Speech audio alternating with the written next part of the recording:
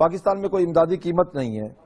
اب انڈیا سے trade open ہے, ہمیں لیول پلینگ فیلڈ نہیں دیا رہا انڈین کاشتکار کے ساتھ, وہاں سے ہر چیز آ رہی ہے. اب یہ دیکھیں کہ جب پاکستان بنا تھا تو پنجاب کے 17 اضلاع ہمارے حصے میں, پاکستان کے حصے میں آئے تھے, 13 اضلاع انڈیا کے حصے میں آئے تھے.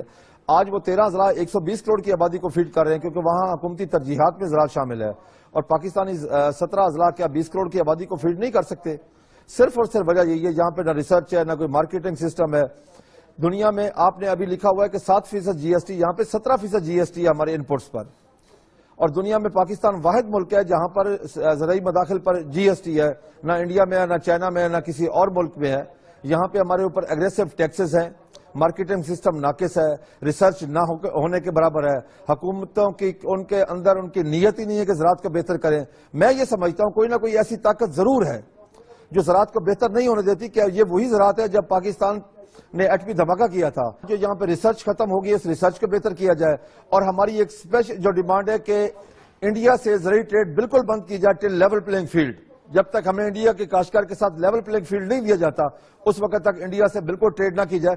آپ یہ دیکھیں اس سے بڑا کیا ظلم ہو سکتا ہے کہ 600 ارب روپے کی وہاں سے کاٹن منگوائی جا رہی ہے, تو پاکستان کی کاٹن کو کہاں کریں گے یہ؟ وہاں سے ایک سال میں 15 ارب کا ٹماٹر منگوا لیا ہے. یہاں پہ لاہور کے نزدیک 70,000 ایکڑ پہ ٹنل فارمنگ تھی جو انڈین ٹریڈ کی وجہ سے ختم ہو کے اب 8,000 ایکڑ پہ آ گئی ہے. اب آپ یہ دیکھیں مارکیٹنگ سسٹم یہ ہے کہ ہمارے خالص دودھ سے صنعت کار کا یہ پانی مہنگا ہے.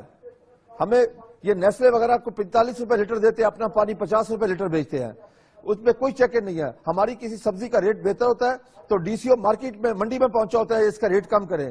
انہوں نے بتایا کہ 50% کاٹن کی کراپ جو ہے پنجاب میں ڈاؤن ہے.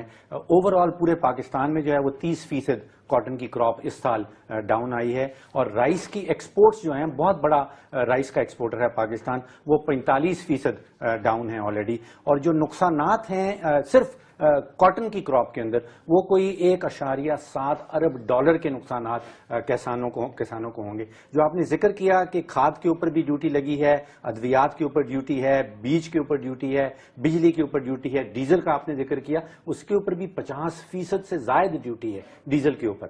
اچھا, ساتھ میں انڈیا کا بھی خالد صاحب نے ذکر کیا کہ انڈیا سے بہت ساری چیزیں آ رہی ہیں. انڈیا ہیویلی سبسیڈائز کر رہا ہے, بہت بڑی بڑی سبسڈیز دے رہا ہے اپنے ایگریکلچر سیکٹر کو. جہاں تک ٹریکٹر اور بیج کا تعلق ہے, انڈیا کی سبسڈی کوئی $8 بلین کی سالانہ سبسڈی ہے صرف ٹریکٹر اور بیج کے اوپر. بجلی کے اوپر کسانوں کو انڈیا $7 بلین کی سبسڈی دے رہا ہے, اور کھاد کے اوپر $15 ارب کی سبسڈی انڈیا میں آلریڈی دی جا رہی ہے. تو پھر آپ کیسے کمپیٹ کر سکتے ہیں؟ آپ نے بارڈر کھولا ہوا ہے, ٹریڈ جو ہے آپ نے کی ہوئی ہے, وہاں سے چیزیں آ رہی ہیں, تو یہ بیچارے رو رہے ہیں اسی لیے.